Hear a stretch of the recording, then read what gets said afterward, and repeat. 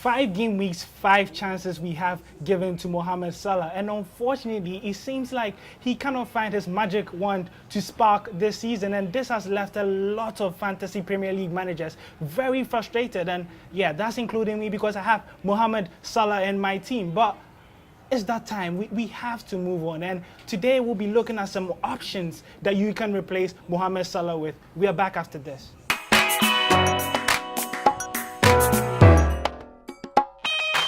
Welcome back, and we are coming live from the Torches Bar in the Kaneshi Sports Complex. And before I introduce my guest, a little bit of a trivia for you. Hopefully this week you can get it right. Now the question is, who played the most shots in the penalty box in game week 5? That's last week. Yeah, time to start cracking your head. There were a lot of goals. Think about that, and we'll see the answer at the end of the show. And yeah, of course, I'm not here alone, and I'm joined by my man. And how you doing? I'm doing good. Good or bad week for you? Bad week. Bad week. How many points? Unfortunately, I got only 54 points. Only 54, and yeah, that's only for him, and that shows exactly how good you are. And let's go into our recap segment. Of course, we have to relive what happened in game week 5, and there's been some price rise, and that's because some players are performing exceptionally well. And first on that list is Eden Hazard, and he has jumped to 10.8 million. What's the cause of this? So Hazard had a sensational game week this past weekend. He scored 3 goals, that's a hat-trick, against Cardiff City at home. So that's the main reason for Hazard's increase in price. Yeah, and I think for him, he seems to be doing well so far. For Hazard last season, we realized that he wasn't shooting a lot, especially, and he would lay off the ball. Would you attribute this to Mauricio Sarri and his style of football? Is he making Hazard become quote unquote more selfish? Oh, definitely he is. And I mean, Hazard is just making more forays into the box, as you already know. He's playing more with his teammates. He isn't scoring the ball off all the time, and he's taking his shooting chances, and that's the main reason for his performances lately. Okay, another player who is taking his shooting chances is Danny Ings, and he seems to be reborn after leaving Liverpool and joining Southampton. His price rise, what's behind that? Yeah, so Danny Ings also scored a goal on Monday night against Brighton. And as you can see throughout the season, he's actually been trying to put in the best effort, because unfortunately he had a very torrid time at Liverpool with injuries and everything. But he's back. He's back and he's scoring. Okay, that's good for him. He's scoring. And another player, and I think he's been a surprise, that's Ryan Fraser, the Bournemouth attacker. He's also experienced a price rise, and what's also being behind that? So Fraser, as you already know, also had a brace and I think an assist in his game over the weekend. And yes, he seems to be doing good as well. Yeah, and of course, for every price rise, we have a fall, and unfortunately, people had to let go of some players. And for our price falls, our first player is Henrik Mkhitaryan. Are people being fair on the Armenian? Definitely. I mean, Mkhitaryan hasn't scored since forever. He unfortunately hasn't also started 2 matches for Arsenal. He's coming off from the bench, and unfortunately, Unai Emery seems to be playing him in the latter stages of the matches. So it's very hurtful for FPL managers. I think it's understandable that they need to let him go, and that also explains his decrease in price. Yeah, and as Enam was saying, can you imagine how painful it would be if you had a Wan-Bissaka or a Fraser at your bench and waiting for Henrik Mkhitaryan not to feature, and then he comes on in the last 5-10 minutes? That can be very painful as a fantasy Premier League manager. But is it a matter of time? Unai Emery has been experimenting with his tactics a lot. Would Mkhitaryan eventually make it into the lineup, or you think he's gone for good? Okay, so with Mkhitaryan, I think he has the potential to do well. It's just that it depends on so many factors. Arsenal have started their Europa League campaign just yesterday, and I think it's just a matter of time. And obviously, the experimentations should also work.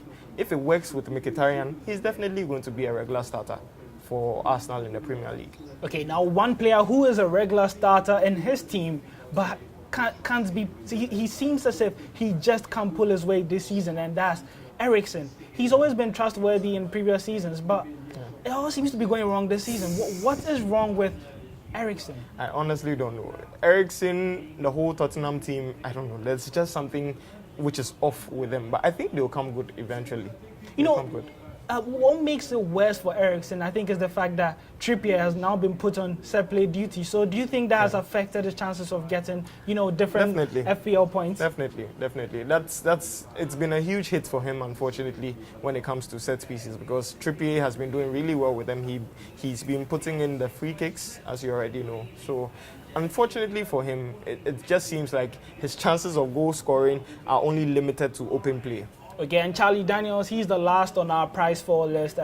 Why is he there? So unfortunately, Charlie Daniels had an injury in their recent match. So I think he's going to be out for 2 or 3 game weeks by the looks of things. So that, I'm sure, explains his definite price decrease. So that makes it for our recap segment. And now let's go to our hot topic. And there were 19 goals scored by midfielders out of the 33 goals scored in game week 5. And guess what? The Egyptian god Mohamed Salah contributed to none. And he's 13 million. Yeah, very expensive. Very expensive. And I think he's just not doing enough for 13 million. He's drawn, 2 blanks in the past 2 game weeks. And for 30 million, he's just not doing enough. Yeah, he definitely isn't doing enough. I mean, this is not the Mo Salah we have come to get used to over the last season. I don't know what it is with Salah, but it seems like the whole front line of Liverpool, that's Salah, Mane and Firmino, are just not clicking enough. They seem to be doing all the good work, especially coming in from midfield and then progressing into the last bit of the opponent's half. But it's just frustrating. It's just frustrating to watch because they just don't click. Interesting. You bring up the front three and how Liverpool play. Has something changed tactically from last season? And do you think that's affecting Mo Salah?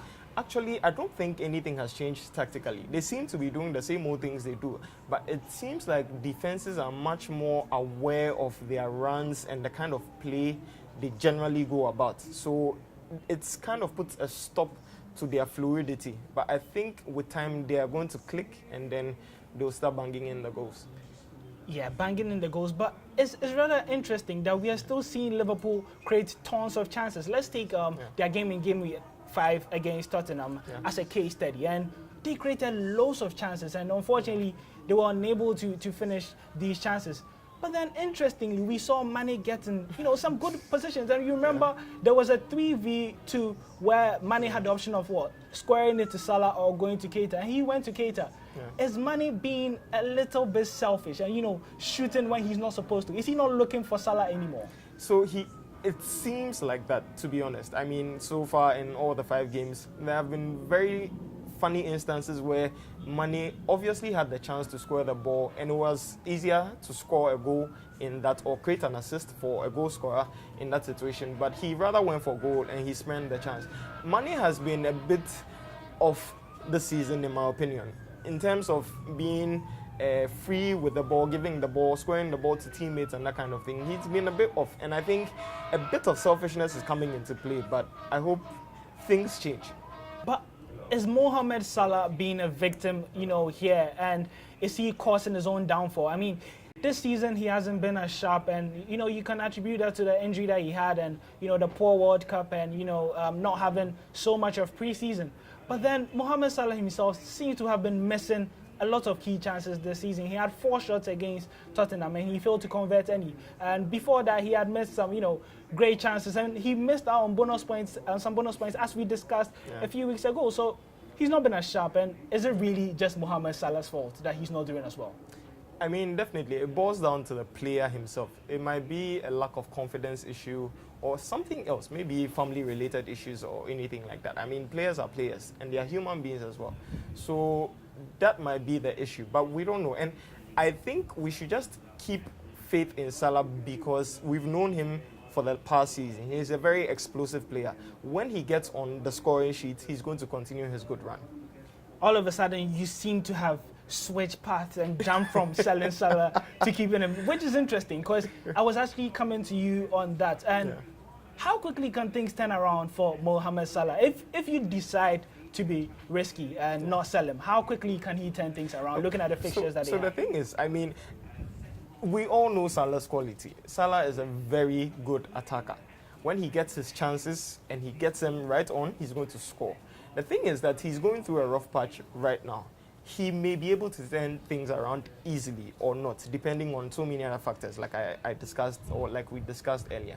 But the thing is, I'm going to sell Salah. I'm honestly going to sell Salah. But the thing is, he may score and he may have like a brace or a hat-trick in the next game. And we know Salah's quality. So I think we should keep faith in him.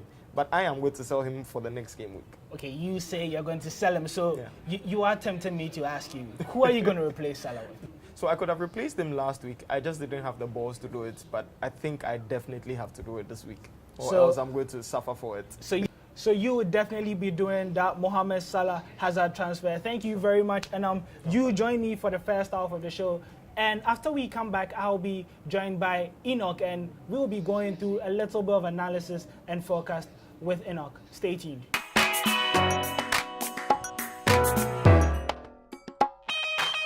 Welcome, and remember, we are coming live from the Torches Bar in the Kaneshi Sports Complex. And for our next segment, I will be joined by a new guest. But before I go there, you know that we have a pick or dump segment, and that's what's coming. It's very interesting. You can choose to swipe right if you like the player or you would buy him, and swipe left if you wouldn't really purchase that player. And today's one is tailored towards Mohamed Salah, as we are trying to, replace him. And we are gonna give you a list of players and see whether we should keep him or not. And over here I have Enoch. Enoch is making his debut on the show. How are you doing? I'm doing well, bro. How many points did you score last week? I had 81. 81 points, and that's extremely good. And for the first player on the list, coincidentally, he also made this transfer. He did this straight transfer of Hazard for Salah, and he's not alone. Okay. 75,000 other managers have also made this swap. And Hazard, why? Would you go right or left for him? Okay, I'm going right for Hazard. Hazard has been great right after the World Cup.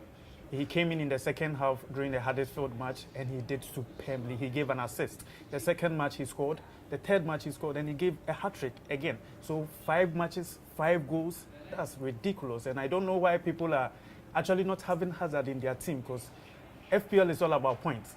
So if after first game week, second game week, the player is not scoring, why keep him? Just take him out. So for you would keep Eden Hazard. And new manager Sarri said that he would score 30 goals this season. And so far, he has had 5 in 5 games. Do you see Eden Hazard getting 30 goals this season? I actually see him getting more than 30, because we are playing the Europa League. And you can see that the teams are weak. Chelsea is playing the Europa League, and the teams are quite weak. So if you are saying that Hazard is to play in the Europa as well, then I can say he's going to score like 35, 40 at least. So for Enoch, he is actually aiming higher than what Sarri said, and saying that Hazard will score more than 30 goals. But then interestingly, Hazard's 20 points against Cardiff was the highest number of points that we've seen by a player in a game week, and that makes Hazard now the highest scorer in FPL. So congratulations for him. And with these statistics, I mean, Hazard is the man in form. Why wouldn't you have him? And guess what? He is cheaper than Salah. So for me, I would swipe a big right for Eden Hazard for Salah, because you would save some 3 million that you can invest somewhere. And next up is a way cheaper option. That's Ryan Fraser, and he plays for Bournemouth. Would you swipe right or left for him? I'm going to swipe right for Fraser, because Fraser is a very good fit. He's a midfielder, and he's cheap comparatively compared to the Ozils, the Mkhitaryan's, the Bernardo Silvas. So get in Fraser, take out whoever is more expensive, get more money to finance your attack. Because usually when you get the most expensive midfielders, you can't buy the strikers. So put in Fraser, who is going to give you at least an assist, because Callum Wilson is scoring, his Kane is scoring, he's performing brilliantly, and I think I'm going to swipe a big right for him. Yeah, but then for Fraser, he got 2 goals and an assist just last weekend against Leicester City. Yeah. Do you think this is more of a form? There's a saying that form is temporary and class is permanent. Is he a classy player? Can he keep this up for 34 more game weeks? Okay, well, what I know about the FPL is that it's a game of points. Yeah.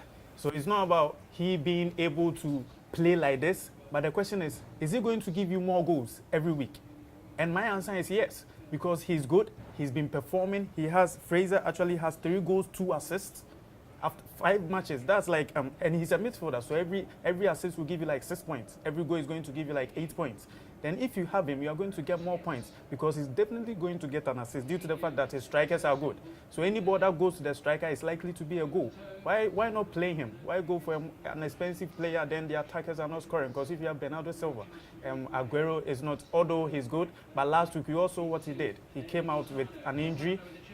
He also had some nice chances that he scored. But then with Fraser, he gave an assist last week. He actually scored 2 goals last week.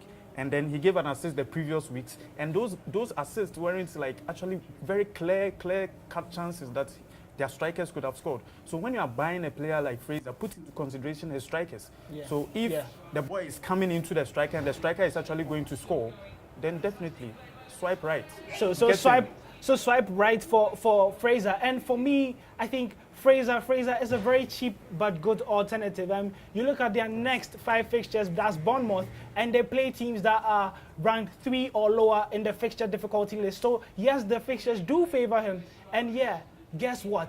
Fraser has created the same number of chances as Eden Hazard. And what's even more shocking is the fact that he has created more goal-scoring opportunities and has been involved in more goals than the Belgian star. So he's in a very good position. He's doing well. He's in form. So if you want to, cut down on cost and invest the 6 million less that you invested in Salah, you can go for Fraser because he is way cheaper. And that's if you want to invest a lot of money somewhere else. Fraser is the man for you. But for me, I would swipe right because I would like to invest more in the defenders because I think they've been great this season. And to cap off our replacement for Salah, that's Lucas Moura, the Brazilian. He seems to have finally found his feet in the English Premier League. Would you swipe right or left for him? For Lucas, I'm going to swipe left actually because not on point basis, but on the fact that we all know that Pochettino likes rotating. FPL, like I said, it's all about points. Son is back. Son was in good form during the Asian Cup. They won gold. Now he's back into the team. When he was introduced in the second half against Liverpool, he created a very huge chance that we all know. We don't know what's wrong with Kane right now. But then, if we have Moura, I'm not going to buy Moura because there's a high probability he's going to be benched. Yeah, you speak of being benched, but then we saw in the Champions League lineup that Lucas Moura didn't start. Yeah. Is that an indicator that Lucas Moura may be used for domestic football and maybe Son and Lamela used in Europe? That's not an indication. I see it as Pochettino actually trying to warm Lamela and Son into the football, giving them match fitness actually, because they haven't really had a lot of matches, as in competitive matches, because we can't say the Asian games was that competitive. We can't also say that Lamela came from an injury recently, and we can't say that he's match fit. Yeah. And we could see when he came into the game against Liverpool, he scored. Yeah. Lamela scored. So I actually am going to go left because I doubt he's going to start. And when you come in the second half, that 2 points bonus you get for playing will prevent you from getting that good player on the bench. And I think you make a very fantastic point. And although Lucas Moura is Spurs' highest scorer in terms of FPL, he scored a remarkable 31 points. He's ahead of Harry Kane. But then I would side with Jumo here, and that's I would swipe left because there are so many options, and Pochettino can come up with Song, Dele Alli can come back, and Eriksen can be moved up front. So he's not really assured, and you need some form of assurance in FPL. So I wouldn't really go with him. But then it's time for us to stand out. As game weeks move ahead in fantasy football, everyone starts to have similar teams because everyone wants to buy players who are actually doing well. But then this is the time where we need some differential. If you want to pass the people who are ahead of you, you need some players where people haven't really picked them, but then you expect them to do well. And for differentials for game week 6, we start with Murray, and he faces Spurs at home, and he's owned by just 2.1%. What are his chances against Spurs? I doubt Murray is actually going to have an impact in that game because Spurs lost against Liverpool, and we all know that Spurs is a top 4 team, and they want to still remain in the top 4. So they are going to tighten things up at the back, and Murray is going to. But this is Spurs side who have lost 2 games consecutively. They are not in form, and Brighton seem to be doing well so far. Yeah. Murray, he's the most potent striker in terms of conversion rate. He has the best conversion rate this season, and I think they may create chances, especially from set pieces, and he's also on penalty duty. But then let's move to Leicester's playmaker, that's Maddison, and he's owned by just 5%. Can we look at him for a differential? Maddison is a good fit, and I will actually advise all FPL players to actually go for him because Maddison was actually being picked by the English media to replace Dele Alli when he got injured. Why? Because he's creative, right? He's very creative. Yeah. His creativity is top notch. And then he scored against Bournemouth. Yeah. And he's on penalty duties as well. Yeah. He will create when there is a set piece, he's going to take it. So why not? Because there's a high probability that there's going to be a penalty. There's a high probability that he's going to create a chance for his strikers to score. And then mind you, Vardy is coming back. If you give Vardy 5 out of 10 chances, he's going to score 4. Yeah. So if Maddison is behind Vardy, then I'll go for him. You speak of creating chances, and Knockout does. He plays for Brighton. He's on set piece duty, and he's doing well so far. You know, he had an assist just last game week against Southampton, and he's on by just 0.6. So this is a brilliant opportunity to get one on the guys above you. Do you think it's a good choice? It's a perfect choice. I was amazed when I realized that he actually has 3 goals and 4 assists. Yeah. And that's ridiculous for a player of his caliber, for a player of his price. Yeah. Because Yeah. he's very cheap. Yeah. Like I said, it's all about the points. It's all about minimizing your 100 million, using it profitably. Because you can't go and buy the expensive ones and they get you nothing. Because we all know Salah, how many goals does he have? He has what? 2. Two goals, yeah. and 1 assist. Yeah. And this guy is having, 3 goals and 4 assists. So far better than Salah. Look at the amount you are going to get after it. Yeah, that's extremely big. And we have to move to our captain picks. And you know, for the captain picks, is a chance for you to double your fantasy points. And starting off with Zaha, he plays against Newcastle at home. Yeah. Do you think it's a good captain pick? I doubt Zaha will be a good captain pick for the game week 6 because they are playing Newcastle. Newcastle, they need a point. They lost against Arsenal. But Newcastle have kept just 1 clean sheet in the Premier League so far. And Zaha, he seems to be scoring all the time for Crystal Palace. So if there's a goal in that game for Crystal Palace, it definitely should be Zaha, right? I doubt there's going to be a goal against... So it looks like it's going to be a 0-0. 0-0. Either a 0-0 or Newcastle win. Okay, so we look at the man in form, that's Lukaku, and he plays at home versus a shaky Wolves defense. Does he have a chance in there? Lukaku has a big chance. We all know Lukaku to be, sorry to my Manchester United supporters, but small team player. When he meets the smaller teams, he bangs all the goals. Yeah. I'm actually going to pick him. If I still have my triple captain available, I'll triple captain him. Okay, so Vardy versus Huddersfield. You spoke of Vardy taking his chances. Good option for captain? Good option for captain. You have Maddison behind you. Vardy is going to give you a goal. Okay, and now to Bournemouth, dilemma. There was this talk about Kane and Wilson, but then Kane seems to be edging Wilson just a little. They go away to Burnley, and Burnley, they've been very poor. They've conceded 10 goals in their last 4 games, and it looks like they're going to concede more goals this weekend. Is Kane going to be in and amongst that? Yeah, Kane is obviously going to be there. But my problem with Kane is that now, I don't know, for some reason, he drops deep, picks the ball. Instead of him scoring, he rather creates. So who is going to score? You are creating, no one is scoring, but you are the main man. Be there.